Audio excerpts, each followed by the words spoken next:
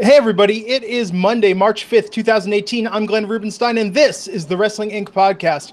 With me as always, Mr. Raj Giri and Mr. Matt Morgan, the road warrior, out traversing the highways and byways in Florida. In a parked car, of course, being safe, but yes. Yes, very important. So Matt, to you first, man, what'd you think of tonight's Raw? We had that opening segment with Ronda, Kurt, Triple H, and Stephanie. So much star power, but again, Ronda jumped the damn gun. Yeah, the drum roll. How do you mess that up? Her facials were great. She looked more comfortable, even though she screwed that up. But ultimately, you know, I liked a lot of it. Yeah. Yeah, I thought that, the opening segment really worked. I think a lot of people were worried about Ronda, how she'd be able to handle it. But, I think she's doing about as good as she can be. And I thought the crowd was hot for her. They popped huge for her. And she seemed comfortable in there. She seemed like she was legitimately enjoying the crowd reaction to her and that she was having fun out there. She seemed very different than how she's been the last couple of years since those UFC losses. Yeah. And the what do you call it? Like the face of death that she gives is money. Yeah, no, I thought this was a really good opening to the show. If you're into it, I mean, this is going to be the most pushed thing. If you're not into Ronda, then there's going to be a bit much. But I thought everyone did their part well. They did. Yeah, so she called out Stephanie McMahon for her opponent at WrestleMania. Kurt Angle calls out Triple H for his opponent, so it'll be a mixed tag match. And I got to say, Steph tonight, man, such a great heel. That stuff she was doing with Kurt about the alimony and the two wives and the kids, I thought it was really well done. But yeah, to you guys' point, Ronda, just the timing. Like everything else was good tonight, but to step on that drum roll just really, she was like 10 seconds early. It wasn't even close. Yeah, like as soon as the drum roll started, she was in there. But she got excited, I guess. Yeah. Hey, what are you going to do? Hell of a way to start off the show. I thought that was really good. It's kind of interesting, though. I mean, I guess this is part of WrestleMania season, though, right? With all the rumors, with everything, how we feel like we know where things are going before they happen, especially something as high profile as WrestleMania. There is sort of that, well, this is what I've read was going to be happening. This is what I've seen on Wrestling Inc. is going to be happening. What I've heard on the podcast is going to be happening. And lo and behold, hey, it's happening. The exact match. Yeah, well... If you read, it's kind of one of those things. If you read the script for the upcoming Star Wars movie, then you're upset by knowing what happened. That's kind of on you. Yep. So, it is. But a lot of that is just you can tell where they're building to. I mean, it was definitely. But definitely. So yeah, I thought that was a great way to start it off, and then we followed that with the rematch between Auska and Nia Jax. So this was a long match. I think this was Auska's toughest victory to date. They really, look, I don't think anyone thought the streak was breaking tonight, but she worked for that win harder than she has before. She did. Isn't part of the reason of having an undefeated streak is to give this dominant, badass character, and instead you have her getting her ass kicked the whole match. And it is, Raj. It is. Yeah, so he just had her, beat up, and she lucks out and squeaks out a win at the end. I think that just defeats the whole purpose of doing this undefeated streak. If he had Goldberg just getting kicked around for a 20-minute match, and then he lucks into a spear. Anyway, that's good. Nothing else to add to that. That's 100% right. Everything you just said. Well, yeah, and it depends on what type of streak we're talking about. Look, if you're a babyface who's, continually the underdog and you have to pull things out of your arsenal to win every match, that's one thing. But if you're a killer, like how Auska has been set up, being crafty to pull out a win isn't your playbook. So I thought all in all tonight, this was a great match. I liked how they did the promo with Alexa and Mickey backstage during with the commentary there. And I got to say, we've talked about this before. This is a couple weeks in a row, they've opened with women's segments and kept it going. I thought for a first half hour, this was actually really strong, and especially if you were tuning in for Ronda. I think putting this match on immediately afterwards was a fantastic way to showcase just how strong the women's division is. Yep. Yeah. After that, the Revival versus the Bar. Now, the stipulation for this match was if the Revival won, they were going to go on to face the Bar at WrestleMania. By throwing in that stipulation, I felt early on that it was unlikely the Revival was going to win. But that being said, Matt, what did you think of this match itself? Great. Great match as always. Always. These guys are always phenomenal. Yeah. You know, I enjoyed it thoroughly, actually. Yeah, I don't know. There's something about these segments sometimes that it just kind of took me out of the show for a bit. Like I just wasn't interested. I think I just figured the Bar was winning. The Bar versus the Revival is not a WrestleMania match. And when they go like multiple segments for a match where you know the ending, I don't know. It kind of took me out of the show a little bit. But then again, you know, me and Glenn were talking about this before the show. The Bar, their matches are always really strong. They're really good in the ring, but I think just by every week it's match, and not doing anything else with them. No story, no build. Yeah. With this one, there kind of was, if you not read between lines, but if you're paying attention. Okay, the Bar last week said, "Oh, we're out of competition." The Revival said, "Oh no, we want to prove ourselves." I mean, I thought it was okay set up, but I feel like it's not that the quality dips when the Bar has one of these long technical exhibitions. It just sort of plateaus, if that makes sense. Like the show builds. Yeah, they keep the energy up, but it doesn't keep building and building and building. It sort of settles in. Because you realize there's no offense to them, because you realize after a while you're still watching the damn Bar. Who do you think they go with at WrestleMania? You think it'll be the Hardys?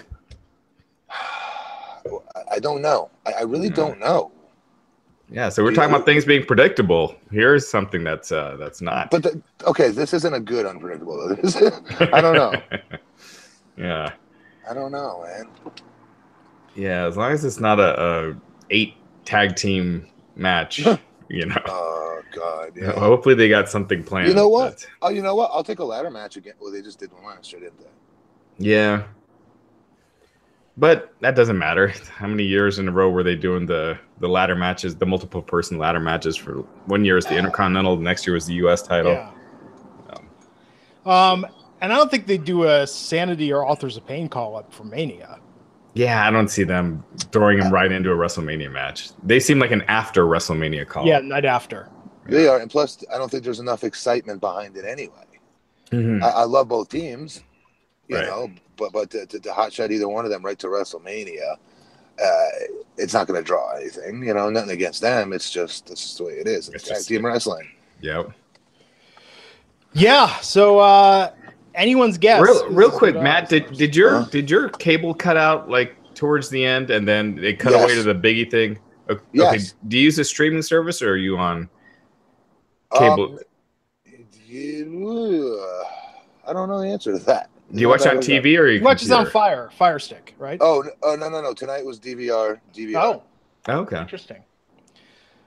All right. So, yeah, we were trying to figure it out because Glenn was saying he heard some people that it was just people with streaming that happened. But anyway. No, mine was just good old USA Network. Huh. No, it did for me on DirecTV now. But no, that was it's kind of a weird timing for it to happen. Speaking of well, not so much weird, but just sort of odd. John Cena okay, so the Bar won. Yep. Revival is not facing them in Mania. There was that horror movie promo. Yeah. I was gonna say that was the first odd thing. The Strangers Pray at Night horror movie intercut with footage of Kane and the Undertaker and what Bray Wyatt. Why? I don't get these mashups that the kids they do for the kids nowadays, where they mash them up with whatever the show is. Because like, what if there's some little kid who's like, "Oh wow, the Undertaker's in that movie. I gotta see it," you know? And it's just random. See No Evil 3. Kane's back. I'm not. Then I stopped paying attention to what the movie's about, and I'm like, "What the hell is Undertaker?" And Bray Wyatt in that trailer for? Yeah. By the way, Kane did very good at See No Evil. I agree, absolutely, 100%. He's a very good, believable killer. Well, and that was my first thought. Was that is somebody in this from the WWE? Or are they? I don't think so. Yeah, I mean, it was weird cross promotion for them to do, especially for strangers. I mean, correct me if I'm wrong. I didn't see the first one, but I've read a bit about it. That's not a PG-13 horror film. I mean, that's sort of hard, hard R. They've done several hard R movies. Yeah. I mean, See No Evils was a hard R. You know, Vince McMahon wanted Kane to have like a 2-foot penis in that movie. But they cut that out. Are you kidding me? No, that was one of the things in the original script. Oh my God. Raj, there should be an article on Wrestling Inc. Just like Vince McMahon's like creative ideas, just that the incest storyline with Stephanie he wanted to do. Yeah. Just, get inside the mind of Vince McMahon. I mean, they're all out there, but yeah, to kind of put them all together in one. Yeah, just one roundup. Yeah. Sort of the craziest ideas. But yeah, so that did that for the strangers. And then also a bit strange. John Cena on Raw plugging SmackDown, their pay-per-view Fastlane this Sunday, saying that's his road to WrestleMania. He's going to beat AJ Styles, become a 17-time, beat AJ Styles and beat Ric Flair's record to become a 17-time world champion. Interrupted by Goldust, who, I mean, God love him, was out there just spinning the yarn that he too wants to go to Mania and he's going to stop Cena.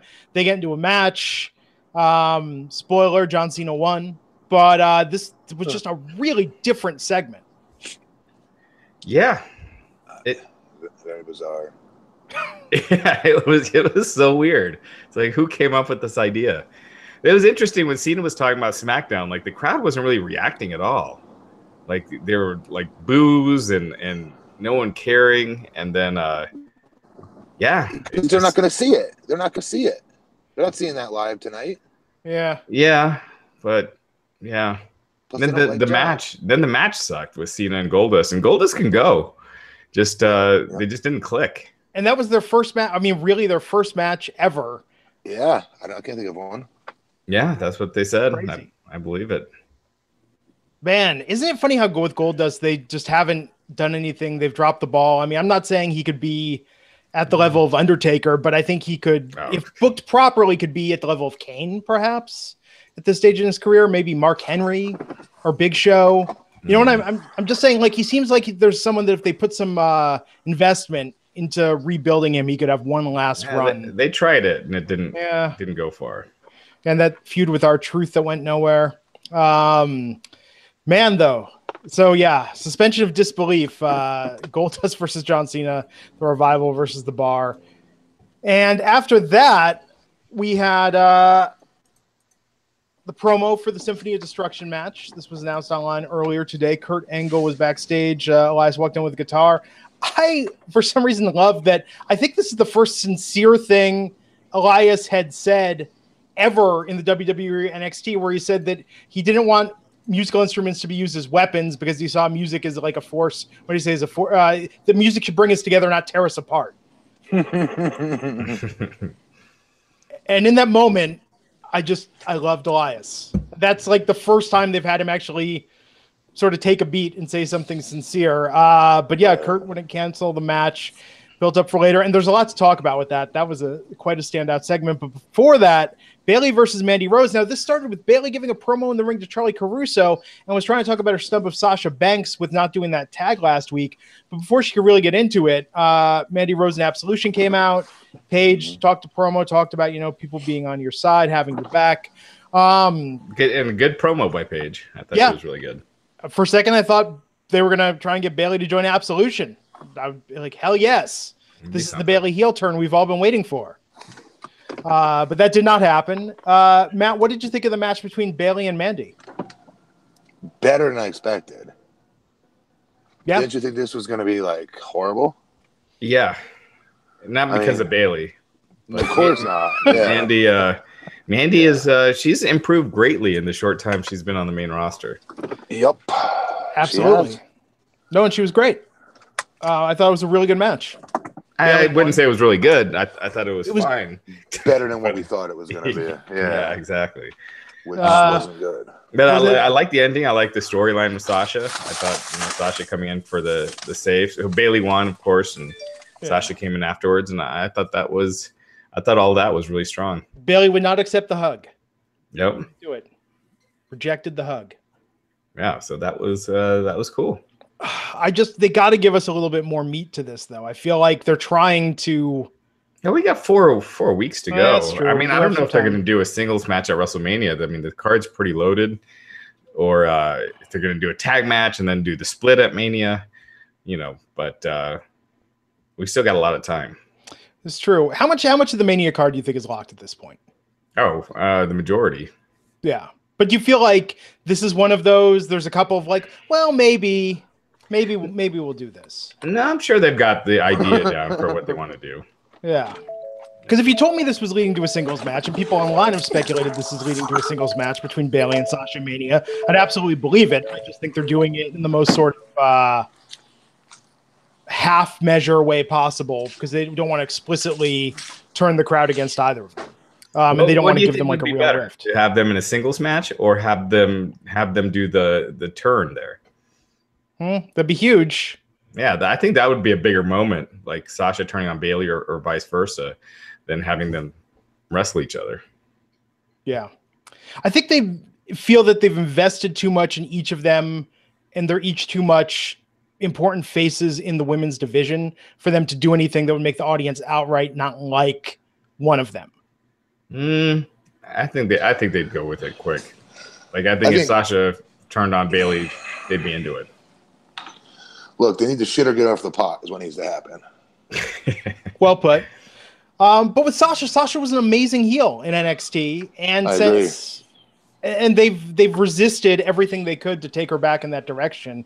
And with Bayley, this is pretty mild, right? I mean, I think it'd be Sasha turning heel, but that's why Bayley would almost be better because it'd be more of a shock. More like harder to picture.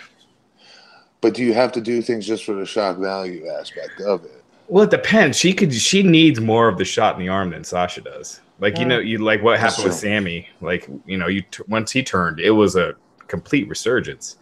So could it be that with Bayley? I mean, who knows? I don't see it, but I didn't see it with Sammy either.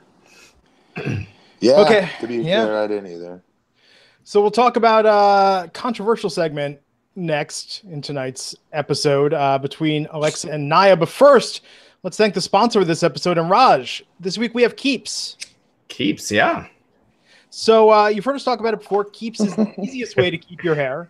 They offer the only 2 FDA-approved hair loss products, which are clinically proven to keep the hair you have. And you can sign up in less than 5 minutes. In fact, they're entirely online and only $10 to $35 a month. So it's $1 a day or less on average. And this is half than what you typically pay at the pharmacy. So you've heard us talk about it before. If hair loss is something that you are concerned about, not only if you're losing your hair, but if you're worried about losing your hair, you have to remember this isn't just your dad's problem. It can happen earlier in life than you think. And by 35, 2 out of 3 men will actually start losing their hair. But hair loss is actually easy to prevent if you get started early. And that's where Keeps comes in. They're a new company offering a simple, clinically proven, affordable way to stop hair loss. And it's easier than ever for guys like you to keep your hair. So to get started, it's so easy. You just answer a few questions, snap some photos. A licensed doctor will remotely review your information and give you the right prescription. And this all happens without you ever leaving your couch. Within 2 to 3 days, a 3-month supply of your treatment will arrive perfectly packaged at your door. And I'm telling you, I know guys that have lost their hair, and when they read about treatments like this, they go, oh my God, I wish I would have started earlier with the prevention to stop it from happening, because once it's gone, it's a lot harder, folks. Stop your hair loss today the easy way with Keeps. They're offering customized treatment plans with the only FDA-approved hair loss products for about $1 a day from the comfort of your couch, and receive your first month of treatment for free. Go to keeps.com/INC. That's KEEPS.com/INC, and that's a free month of treatment at keeps.com/INC. Keeps, hair today, hair tomorrow. I'm telling you, I'm 42. I'm at that age where so many of my friends are, they have that issue where, if they would have tried it earlier, they could have gotten a head start with, keeping the hair that they have. So if it's something you've thought about, if you're, it's definitely sooner than later to get on that. So Keeps. When especially, these days, Raj, remember when we were growing up and you see this in older generations, guys, they're like losing their hair, have they no hair on the tops and the sides. These days, you either have a full head of hair or you just go completely bald. You have to make a decision. you know, and to be in that place, you know, I'm just saying it's not easy with keeps. You can definitely prevent that hair loss, keep what you got, and keep that hairdo tight. So tonight, man, backstage, Nia Jax sort of crying, looking down. I mean, not full on crying to start with, but Alexa with just a massive heel promo, starting off. Complete Mean Girls. Oh my god! But starting off supportive, where she was starting off like supportive, and then just, oh, you must have been so embarrassed out there. And then at the end, going on about, well, because of your size, and you know the scorn you drew as a child, and even today when we walked through the airport, I was like, dear God, like this is awesome, awesome. We all can relate. We all can relate to that. I think this was the best backstage segment that Nia's been involved in since she's been on the main roster. I thought she was fantastic. Her crying looked real. Oh my God! What's that, Matt? The Enzo stuff was pretty good too. The Enzo stuff was great. This was better. No, and you know, props to Nia. One, look, and I'm sure we're going to hear about this tomorrow because online people were saying, you know, calling her size into question. They haven't really done that before in the WWE, but this makes sense. She's gonna be a big baby face out of this, Glenn. I agree. Believe you me. Tomorrow and tomorrow, if not tonight, we're going to hear stories from backstage saying Nia told Alexa to shoot hard, really go for it. I mean, look, props to Nia for putting it out there. I mean, I'm using this term not to demean her looks, but you know, as the kids say, she was doing an ugly cry, sort of not just a few tears. She was doing the full on, like, you know, eyes dripping, tears coming off her nose. I mean, this was so vulnerable. I agree with your point, Matt. She's a huge baby face after this promo. This is much larger than you guys are than you're thinking. This is something where I guarantee you, looking at this is, look, there's other big girls out there that are getting made fun of, getting clowned at school, getting bullied. What an opportunity for me, because I'm comfortable within myself and within my body, and I'm beautiful, you know, that I'm going to go put this out there, and I'm going to get bullied on TV with a happy ending at the end of the day with me whipping her ass all over Kingdom Come, you know. But to put it out there, how relatable for young girls. Maybe they're not being bullied for being, you know, big, but they may be bullied for being skinny, or what other body types out there, you know, that girls get bullied for. This is a huge opportunity for her to be like an immense baby face. And the parent in me, I was like, Nia, go get her, you know, like I'm like, you know, like it just struck a chord with me. And I thought Alexa pulled it off beautifully. She was such a, you know, the little conniving, the perfect mean girl. She's been pretty cold lately, and I felt like this made me interested in seeing them have a match. Me too. A lot more. I'd say 50% more even. 100, man. I had no desire before this. And now I'm like really interested in it. And to that point, I could see the WWE using that as an opportunity, especially if they're going to put the title on Nia at Mania, talk about inclusiveness. They will flip this around. Notice they haven't done the Be a Star stuff in a while. What a great opportunity to bring that back. Especially with a bit more female focus. Yeah, but it's been a while since that was a big TV thing. On TV. I hope they stay off of that. It's a global opportunity. Yeah. And I'm not saying, you know, for girls and boys for that matter, even. I just think this is huge. And props for her to pull that off and be comfortable with it. What you said is something that everyone can relate to in some facet of their life, that they've seen it, experienced it. So kudos. I thought it was really well done. Man, and for Alexa, God. So here's the question, though. They said during Auska's match that Auska's going to be facing Alexa, and I don't know if this was just Cole or Coach, you know, not thinking before they spoke, but said that basically Auska is going to be facing Alexa for the Raw Women's Championship at Mania. We haven't seen confirmation of that anywhere. No. They so I think it's all by design. I'm betting you that Auska shows up at Fastlane after Charlotte wins, and that's how they, you know, I'll bet you anything that's what they do. Oh, I like that. Cool. Yeah, so it deflects the attention, makes you think that she's facing Alexa, even though she technically never said, and then boom, you know, then it all makes sense when she shows up and challenges Charlotte. What a shot in the arm for, you know, this upcoming SmackDown pay-per-view. It's kind of weak. Oh, my God. Absolutely. I keep forgetting there's a pay-per-view. So as soon as Cena said the promo, after he was done, I forgot that there's a pay-per-view this Sunday. It's just kind of one of those that it's a total placeholder. Oh, man. So, yeah, Alexa man, monster heel. Nia solidified babyface tonight. Major props to her for putting herself out there like that, being so vulnerable on camera. Bigger star tonight out of the two of them. Give her, you know what I mean? Everyone's always impressed with Alexa and her promos, and she's money. We already know that. But what we saw out of I can't keep talking about it, and I can't dick ride enough, for lack of a better word, of how good how good old girl was here. Yeah, guys, that was huge. That could have been screwed up so badly. She could have half-assed it. She could have been uncomfortable with it. She could have done a million different things that this has not worked. I love Mickie James. She's a very good friend of mine. She never went all the way in on that Piggy James stuff. She never went all the way in on it. And I don't mean to say that to crap on her. I'm saying I'm using it as my example of a mean girl bully angle that didn't really work to where it could have gone had the babyface fully invested themselves all the way in. And she put herself all the way out there tonight. Like, that was awesome. Yeah. And because emotion can be tough to, convey. Yeah, and absolutely. So you don't see many people pull off the cry very well. And it was done here. Well, especially, I mean, I don't want misuse the term bravery, but I think that for Nia to do that and become camera focused so tightly on her face while she's doing that, not cut away. Think about on other TV, what you would see even on reality shows when someone is losing it like that, they cut away, they're putting their hand over to do that. Huge amount of vulnerability, immense respect for Nia Jax for putting herself in that position. Yeah, I mean, just it shows some really good range. She's improving. So Symphony of Destruction match tonight. Elias versus you heard the Strowman promo first, the selfie promo with the words flying at the screen. So they're even doing that with mixed Strowman match challenge. Yeah. Horrible. Jesus. Horrible. Oh yeah, no, that was for the match tonight. You had two selfie promos tonight. Yeah, the selfie promo for the match with Elias with words flying at the screen. I mean, I cannot stand it. Just drives me insane. I don't know why I'm so drawn up into that. I just hate those things. I hate. Everybody does, right? I figured everyone hates this.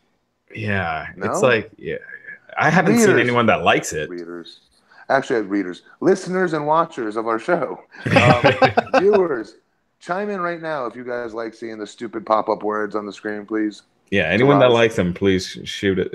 Please say that you do, and I don't know what we'll do. I don't think anybody likes it. Yeah. I don't know if it's for kids. Like, they think that kids like it. Yeah. Like under 12. Like, that's the Nickelodeon thing. Maybe the WWE just realized, kids love to read. Yeah. I don't get, I have a 4-year-old. Granted, he's not 10 and watching Nick, but he's watching Disney Jr. and that stuff ain't happening on that channel. Yeah. So, I think people are being sarcastic when they're saying they're liking it. They are. We should have said, guys, tell us which ones you don't like it. Is what we should have said. Yeah. Peter saying it's different, so I enjoy different. Please, I don't believe that. It's because it's different. Sure. Yeah. Watching someone take a dump on screen for a half an hour is different. It doesn't mean it's good. It's good. Some weeks, some could compare that to what Vince McMahon does with some episodes of Raw. But yeah, it's oh man. So Symphony of Destruction, man. My only complaint with this, man, just first Elias starting that with the piano. Oh my god, just what can he do? Yeah, he's awesome. That was so. What can't this dude do? What can't he do? He should come out with the cymbals tied to his legs. What are those guys called? The one-man band. Yeah, the one-man band. He should do that. With a kazoo in his mouth. He's so good. He is so talented, man. He's fun to watch. I enjoyed this entire thing. Do you guys? I'm sorry, Glenn. Real quick. Do you guys believe Triple H when he says things like, we have guys and girls that we signed to contracts that we know are going to be NXT. They're going to be huge on NXT, and our hope is to develop them for Raw. Others, we have a plan in place where we know they're going to be bigger on the actual Raw and SmackDown broadcast, maybe not so much NXT. Do you believe that? Because that's what he said about what's his name here. Elias. Elias. Yeah. Do you believe that crap, or do you just think dude, you got lucky? This dude is just killing it and making the most of this ridiculous angle, this character you gave him, and he made it money. Well, I also think he's a bigger guy, and when you see those bigger guys that necessarily aren't like, Finn Balor in the ring, because you get a smaller guy that's very talented, it's probably going to work in NXT. Now, if that will translate to the main roster, that's much harder. But right. you get, I'm sure Triple H sees that. Yeah. Okay. With some people, because Strowman was one. I guess you could say was like that as well. Yeah, he didn't even use him in NXT. Yeah, they never used him on NXT television, if I'm not mistaken. I think he worked live events, but that was it. So, yeah, I mean, they're not always right about it. I mean, I have a feeling part of the reason Apollo Crews was so fast-tracked is they thought that he would really shine on the main roster. But then you look at him and you see his height, and you know that Vince doesn't push short guys ever, for that for at the top level. Because he's so muscular, I thought he'd be able to get through it. Yeah. But this match tonight had me thinking, if it ends up being these two guys going one-on-one at Mania and they pull out all the stops and do something on this level, I don't think that, I think they could still be a star-making turn for the both of them, that they're not going to need to pair them with more experienced performers to elevate them. I think that putting on a great match with some sort of fun setup like this will elevate them almost just as much. I don't think they could keep this up until Mania. I mean, Strowman already beat him clean here, Yeah. I don't know what else you do with it. How do you go into WrestleMania without a surefire frigging program for your giant 6'8", 380-pound babyface? I don't get this. Yeah, like the most popular guy pretty much right now they don't have anything for her. Yeah. It's so irresponsible. Yeah. Well, I mean, the belief is so that the John Bravo, his video is dropping either tomorrow or Wednesday. Tomorrow or Wednesday. John Bravo, hurry up with this crap already, dude. Like, seriously. Yeah, but what if it was other people in the main event that are also implicated in this thing? So who knows? Everyone's getting on Roman Reigns, but he's saying he's got 15 other wrestlers involved, including a WWE legend that spent over $140,000, with this company, WFN. Wow. Who do you got? All right, let's make predictions. Who do you think the legend will be? I don't think we can't do that. I don't think so. I No. think that's defamation, right? Yeah. Slander. Sorry. One of the two. You can kind of guess a legend that can afford that kind of stuff. That's no longer with the company. It really shortchanges it to probably like 5 people. I know who I think it is.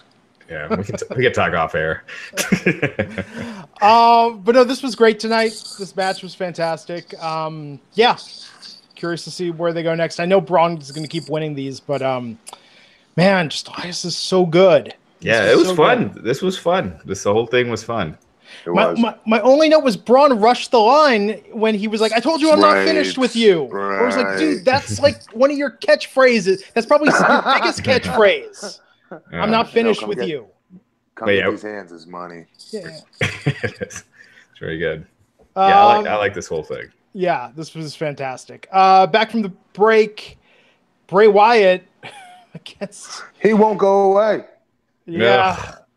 And I'm a fan of his. I hate saying these mean things. But go ahead.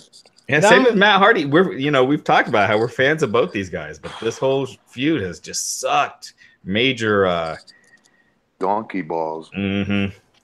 Trying not to say it, but okay. But so the big news out of this is that Bray Wyatt, after beating Rhino, Matt Hardy came on screen and teased the ultimate deletion for Bray versus Matt at the Hardy compound. So we saw Vanguard 1, we saw the vote, we saw the whole thing. Where are they going to do this? I mean, the damn compound. At the compound. Right? No. I mean, but like, when is this going to be on an episode of Raw? Like, yeah, I think they get it in the can and use it whenever.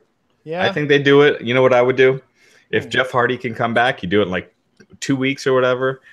You have Jeff Hardy come in at the end of the match. Boom, he's in. Matt Hardy wins. You end this thing. You got the Hardys go for the tag titles against the Bar at Mania. But it's Matt and Brother Nero. Yeah. Yeah, I guess. But yeah, it would be if it's at the compound. Man, So, I'll dig that. I think this could be good if they do this. And the bar, how I was always saying, like, they need a straight man to, with this Woken character. And I think the bar could be that team, like. Yes, I do too. Yeah. Yep. We shall see. So yeah, I'm sure soon this will happen. Hey guys, you don't think it'd be cool if it's at the compound match that Brother Nero comes up out of the lake? Yeah, that's what I was thinking. Yeah. Like you have Jeff Hardy. That's how Jeff Hardy's return. If you do that, that'd be really cool. Yep. Granted, you lose the pop in the arena live, but I don't care. I think it's worth it. Yeah. To do it differently here. It's just a different way to do it. I mean, what's the last match? What's the last great match that they had that wasn't inside the arena during a Raw or a pay-per-view, or a pay-per-view or SmackDown? Yeah. I got nothing. Because it's not their Hollywood Backlap Brawl with Piper and Goldust. Piper and Goldust. I mean, Kurt and Shane, there's been some here and there. It's just it's such a change from format. Such a change from format that it's tough. But look, I think if it's cool, I mean, if it's better than that New Day at the Wyatt Compound match or the House of Horrors match. They tried so hard to copy that, by the way. Yeah. They tried. It was such a ripoff. Oh, absolutely. Absolutely. So the Miz came out, did the Mizzies tonight, interrupted by oh my god, that thing with Jason Jordan, like your bastard son in the clips, that was fantastic. But Seth and Finn came out and all of that really happened. Got a 3-on-2 handicap match between the Miz, Bo Dallas, and Curtis Axel versus Finn Balor and Seth Rollins. Seth and Finn won, and then as we predicted last week, it's going to be a triple threat for the IC title between Seth, Finn, and the Miz at WrestleMania. Why did I think they made that announcement last week already? Because they did everything to make you believe that was happening, except announce it. And say, P.S. This is the match. Okay. Yeah. By the way, it's happening. What'd you guys think? It was good tonight. The Miztourage match. Yeah. What'd you think of the match? I thought it was fine. I liked the finish, but really the promo was the most memorable thing for me. But I thought Seth and Finn looked good. This could be, I'm not going to say a show stealing match. It's going to be the top 3 match, I have a feeling, at Mania. I'd agree with that. I hope they give it time. But yeah, I think if they give enough time, it definitely could. I think they will. I do. Who would you have win it? Ooh. Yikes. I think it has to be Finn Balor. It has to be. Right. This puts him on that intercontinental level that I hate to admit, because I think so much more of him.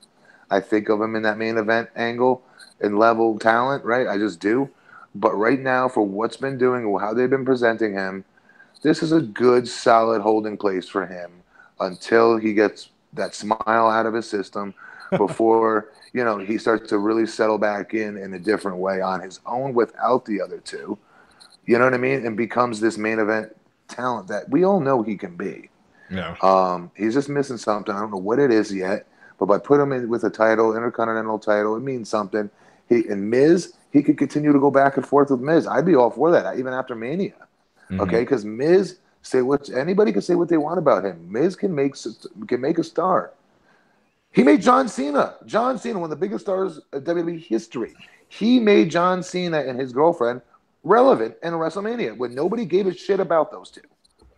Do you feel like Seth could almost use it more right now, though? Because Finn is kind of cold. I don't know if it would really warm him up that much. That's why, because Seth doesn't need this. Seth does not need this. He just doesn't. Seth, in my opinion, is performing at a main event level right now. I do.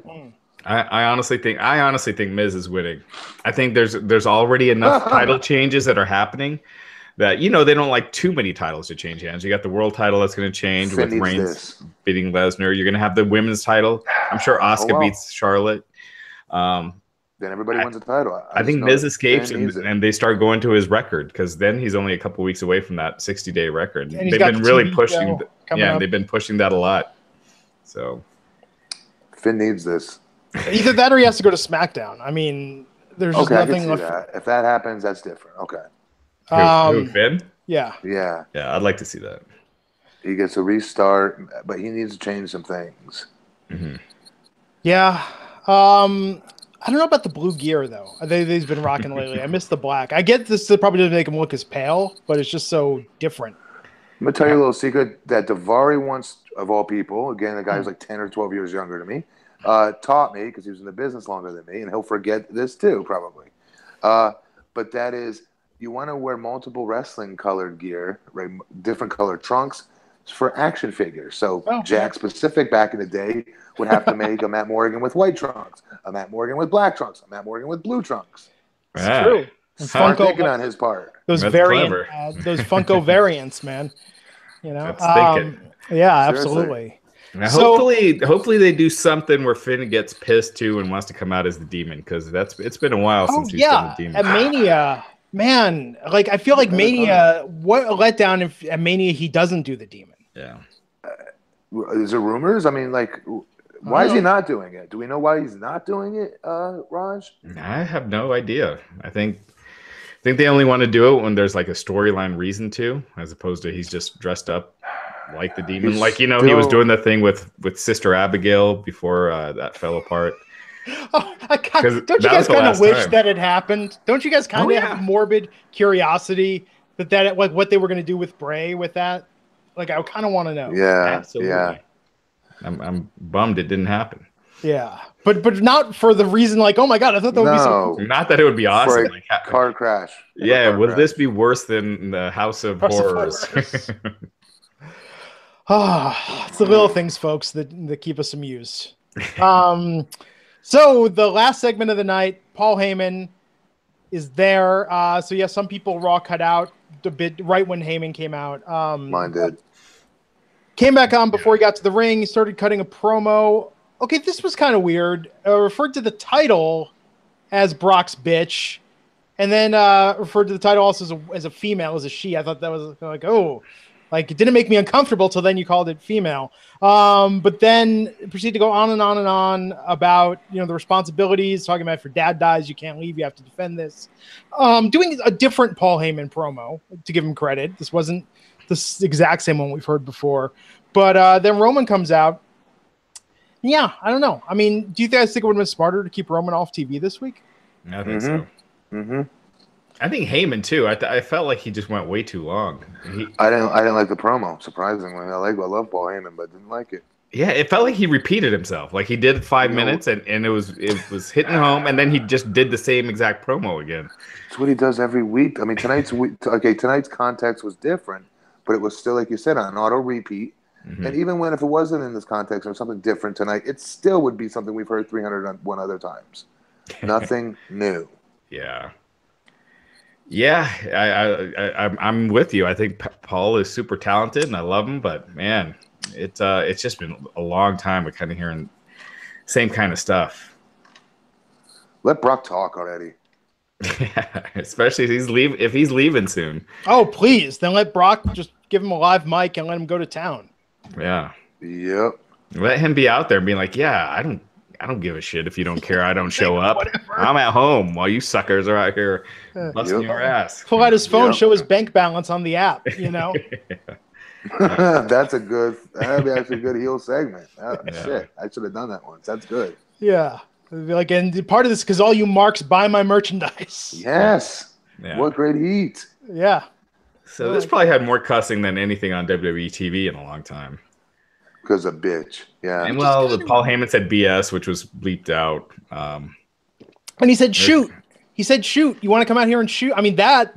He's done that before. Yeah, but it always seems so weird when they do that, when they like call it out like that. Yeah. To me, it lost its luster in the ECW pay-per-view. Yeah. Like, anytime they say, especially him, you want to shoot? Like, as soon as you do that, you lose me. Yeah, I think he did it way back in the day with Jerry Lawler, like on Raw one time when they did the ECW invasion, and the first one. Right? It was like, yeah, I didn't, like you never heard that term on TV, so it was like very different. No. But now, I still didn't know what it meant back then. You know that? Yeah, I mean, this was kind of before. Yeah. You know what this was during the time of? This is when I was in college in Hawaii, and I used to go on WrestleScoops.com. I know what you're Scoops Wrestling. Oh, maybe it was that. Yeah, That and that and Raja WWE. I don't remember. Yeah. And then I remember we partnered with Scoops Wrestling for a while. Oh, really? Yeah, with Al Isaacs. Al I don't know who Isaacs. any of those people are. I just know this. There was a kind of a sort of soft porn. This is like my wife's going to shoot me. It was I think it was called WCW/WWF.com. And you could see like any of the WWF girls that were like doing Playboy or like, especially the WCW girls like Tylene Buck. Like you'd see them half naked and stuff like that. So like freshmen in college, you're like, look at this. But like the internet was so different then. Yeah. Yeah. I mean, nobody uses it to look at naked people anymore. Yeah. No, I'm saying, you know what I mean.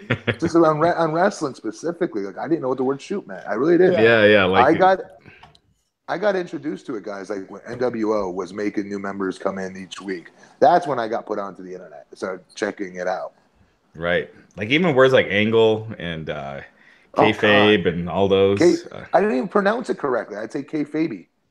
Yeah. When I first saw it in Mick Foley's book as a fan, I didn't know. Yeah, totally. I thought it was work. Yeah, like you said, a shoot or work. It's just weird language. And then when I got into business, my friend like Nova and others, they would always talking like with words saying like gimmick and like you're talking about work. I'm like, I'll never talk like that in real life. That sounds so stupid. Sure enough, 6 months later, every other word is a wrestling lingo word. You know, my wife's like, look at you. Yeah. That's like Game of Thrones. I remember watching it with my wife and Jaime Lannister. Like he was like this really irredeemable bad guy at the beginning, and then and then he kind of turns, and I'm like, hey, he had a babyface turn. My wife's like, what? Yep. You're using your wrestling terms on Game of Thrones now? Like, well, that's definitely, especially for that guy. Yes. Yeah. Huge 180 for him. So we didn't mention it, but they announced today Hillbilly Jim is going into the Hall of Fame. Oh, that's great. He will be. Oh, that's awesome. Awesome. Ton of Hogan and tons of mentions of Hogan in his story tonight. Yep. Which interesting. Put him on. Yeah, no, I know. I mean, but I'm saying is that they keep kind of. I feel like they keep ratcheting it up to see what people will take. You know what I mean? It seems like they do, and then he disappears again. Yeah. But with Hillbilly Jim, you kind of have no choice. Oh yeah. He was brought in by Hulk. You know. The lifting segments together, the drinking not IcoPro, Hulk Hogan's like special protein shake. Did you watch it? Right. It is awesome. I loved it. Yeah. And Hillbilly was a big dude, even comparable to Hulk. Yeah. Back then. And this guy, when I was there with WWE and WrestleMania weekend would come, let me tell you right now, Hillbilly Jim would drop what he was doing and would be at every event possible, even if he wasn't asked to help participate. He's such a great representative of that company, and he's going to appreciate this more than most. Seriously. He was on that WWE reality show. Remember they did Legends House? Yeah. And he was the only one that seemed like the only good person. Just had like really his wits about him. Didn't seem like a crazy old loon. And he wasn't. Right. He was just really cool. He seemed like someone that'd be fun to hang out with. So he is, man, and super humble. Oh my God. Yeah, that's exactly how he came across on that. You would not know he was a legend. He did not act like it. Right. So yeah, all in all, interesting episode of Raw tonight on the road to WrestleMania. Some hits, some misses. Yeah, I felt like there were more hits than misses. Definitely more hits. Really quick. So what was the main event? What was the very last thing? I feel like I'm missing something. That was the Roman thing that Brock is coming next week. Okay, I didn't miss that then. Okay. Yeah. All right, so we got to get into a couple of these other news items. Jonathan Coachman, too, that came out just like during Raw tonight. Real quick, Rey Mysterio, he's been... I'm sorry, go ahead, Matt. What happened with Coachman? All right, let's get to that first. Sorry. All right, so let me get her name up real quick. 1 second. So this lady, this woman, Adrienne Lawrence, she first came out with a complaint last winter against John Bucci Gross. I'm sure I'm not saying his name right. So he's a Sports Center anchor. Sports Center anchor, yep. Yeah, and so she came out with some complaints about him like last December. So ESPN said they did their own investigation, and they released this text message chain between John and Adrian Lawrence, and seemed to show that they were friends and just texting back and forth and all that. And then they said something to the effect of, well, if she wants, she could file a lawsuit or something like that, but they weren't punishing anyone. So she filed a lawsuit, came out today, she filed it on Sunday, a sexual harassment and discrimination lawsuit against ESPN for incidents going back to 2015. She's saying that ESPN did not address her complaints, and she lists a lot of former employees of ESPN. One of those is Coachman. Now, the stuff she's saying with Coachman is that, and this is really it, that involves her directly, but he said that he reached out to her to be a mentor, and then she said that he tried to turn the relationship personal by asking him about her musical preferences. Then she said, yeah. So wait. Then she said that she was advised by colleagues that Coachman sexually harassed female employees, including the SportsCenter anchor Sarah Walsh. And she said that she told Coachman that she had a boyfriend, and then she didn't hear back from him. So her direct stuff with Coachman was really nothing, but he is named in this lawsuit. He's not being sued. ESPN's being sued. They're being sued for running this environment, I guess, of so Coach, like any other guy, was attracted to an attractive looking female. She says, hey, I have a boyfriend, and he never responded again. Is that really it? That's all she has. Yeah. Was there something else about so how do you sue somebody for that? She's not suing him. She's suing ESPN for the climate. And gotcha. So, who is this woman? What's her name? Her name's Adrian Lawrence. So I'll read the whole thing. On or around January 18, 2016, SportsCenter anchor Jonathan Coachman emailed Miss Lawrence offering to provide her with mentorship and providing his cell phone number. When he contacted her via text, he quickly turned a professional conversation into a personal matter, asking her about her musical interests.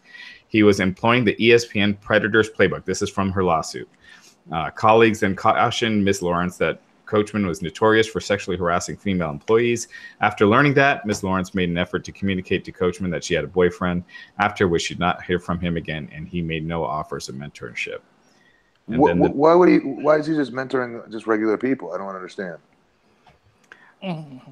What's that? I don't get it. Did she want a job with ESPN? Why would he mentor somebody?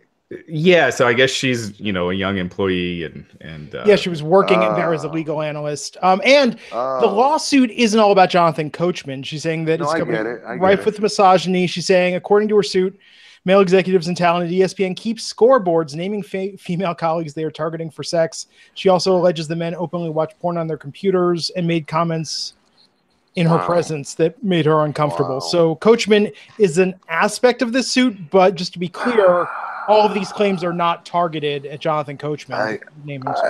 I wrestled in a wrestling locker, for companies with wrestling locker room, with true locker room talk, okay? That would get a lot of people in trouble, probably. And I've never once seen any of our guys sitting there whipping out porn on a computer.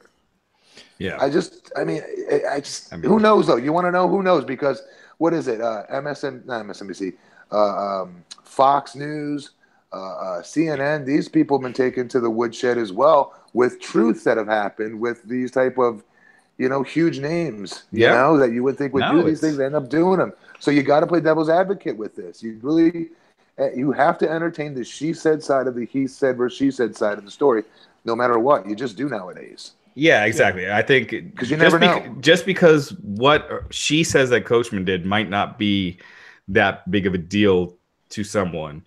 The whole climate and the atmosphere, and if that's how it is, and you feel like, it's a certain way.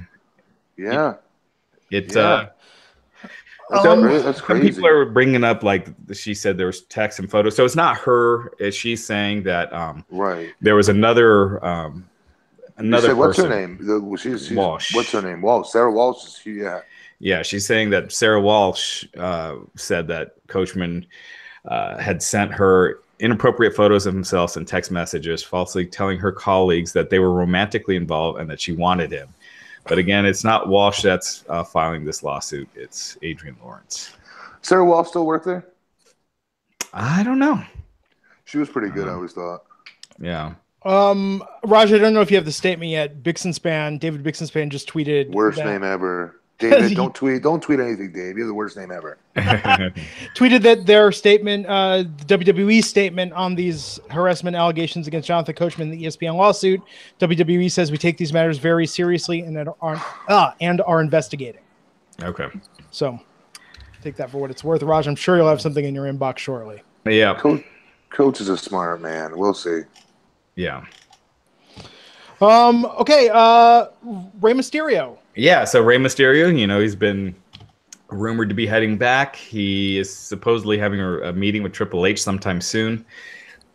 And he was working an independent wrestling event on Friday and during a tag match, and it looked like he torn his left biceps. It looked like it occurred during the end of the match. Oh, my God. And he had heavy swelling in his left arm afterwards. He's getting it checked out. No word yet on what that is, but... man. No, dude, you don't need the money. What are you doing? Yeah. F these shows until you get to go back to WWE. And tonight, John Cena did tease in his promo that once he wins the title at Fastlane, that he wants AJ to invoke his rematch clause at WrestleMania and make it a triple threat between Cena, Nakamura, and AJ Styles. Ooh. Which was interesting, him floating that. I mean... Ooh. I like that match. I like that match a lot. It's good. It's not. I'll take that match. Undertaker, but I don't care. But we got Nakamura. Moved the hell up a little bit here, so I like that. Be very good for Nakamura. It's not happening. Would. Shut, Raj, stop being a dream killer. It's not happening. It's Cena and Taker. Oh, definitely. Yeah. What the hell happened between the last week? I think that was an inaccurate report on Sports Illustrated. Oh, even though I said it's possible for it to be an accurate report. You did. Hey, I didn't deny it. I said where was my could be. private text message, Matt? You know what? This is why we pay you the big bucks, man. I feel like in this business, I mean, the majority is speculation. This is why. I mean, people can predict whatever they want. It happens or it doesn't happen. And if you're right 1 out of 100 times, oh my God, look, you knew something. You know? Yeah, true. But you do think it's Sports Illustrated. They know something we don't know. They're a real legitimate. I hate to use the word legitimate, but you know what I mean? The Sports Illustrated. I have to say, 15 years ago, I wrote for Sports Illustrated for Kids, covering video games. I love that. I used to collect the baseball cards from that. Yeah, Sports Illustrated for Kids had stricter journalistic standards than Wired Magazine or any of the other much bigger adult publications I ever wrote for. SI for Kids, thoroughly checked everything. I don't know if that's the case with Justin Barrasso and what he does online, but 15 years ago, their editorial standards were huge. Glenn, real quick, people like when we talk about sideshow stuff like this. What else? Who else did you write for? What other magazines? Well, I wrote for Wired. The San Francisco newspaper was my big one, San Francisco Examiner. But GameSpot was one of the original editors at GameSpot on the video game side. And Wizard magazine back in the day, the comic book magazine. Yeah, I wrote their video game stuff for a couple issues. What did you write for GameSpot specifically? The console side. So in the video game side of GameSpot, I was the reviews and previews editor for GameSpot on all the video game consoles, N64, PlayStation, Sega Saturn back at the time.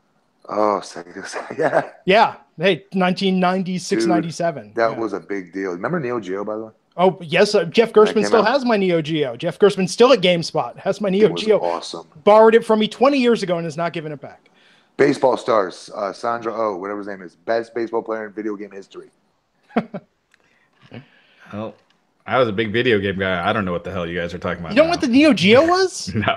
It was arcade gaming in your home. Huge. It was the idea that way ahead of its time. Yeah, King of Fighters. Remember? What were some of the other ones? It was huge. The graphics were on a whole different level. Raj. Samurai Showdown. There's no more 16-bit or 32-bit. This was huge. I think 64 or something. Because the system was before like Nintendo. Well before it. Well, around the same time, because Neo Geo was 93. You're right, Matt. So what the gimmick was that SNK said, okay, remember how Street Fighter was in the arcade and it was awesome, or Mortal Kombat was in the arcade and it was awesome. Then you played it on the SNES and you were like, hey, this isn't as good as the arcade. Neo Geo was the exact same system. Now it cost like $500 and cartridges were $150 a piece. You gotta be rich. but you could play exactly what you played in the arcade at home. You made friends with the kid who had this. We only had one kid in our school who had it, and we all were fighting to be his friend. Yeah. It was incredible. Yeah, I guess I missed that. Yeah. And oh my God, the wrestling games back then. My name was in Nintendo Power magazine when I was a kid. Oh, nice. That was my first Nintendo Power. Big breakthrough. That was awesome. I love Nintendo Power too. That came in the mail. Oh my God. Oh yeah, it's like, all right, cancel my plans for the day. Yep. This is what's happening. Hell yeah. Real quick. What's that? Oh, go ahead. No. What were we gonna say? Also this weekend, Brock Lesnar faced Kane at a live event in Chicago. It was 35 seconds.